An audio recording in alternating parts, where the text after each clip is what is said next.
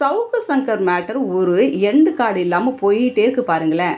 சவுக்கு சங்கர் பெண் காவல் அதிகாரிகளை தப்பா பேசி இப்ப புழல் சிறையில குண்டாஸ்ல இருக்குது நம்ம எல்லாருக்குமே தெரிஞ்ச விஷயம்தான்.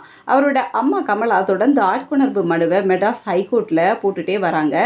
கடைசியா விசாரிச்ச ஜெயச்சந்திரன் அதை டிவிஷன் பெஞ்சுக்கு மாத்தினாரு. அந்த டிவிஷன் பெஞ்ச் இப்ப என்ன சொல்லியிருக்காங்கன்னா, இந்த கேஸை நாங்க ஆர்டர்ல தான் எடுப்போம். எடுத்த உடனே எடுக்க மாட்டோம். ஆர்டரா எப்படி போதோ அப்படிதான் எடுப்போம். அதனால இந்த கேஸ் ஒரு 8 வீக் தள்ளி வச்சிருக்கோம் அப்படின்ட்டு சொல்லியிருக்காங்க.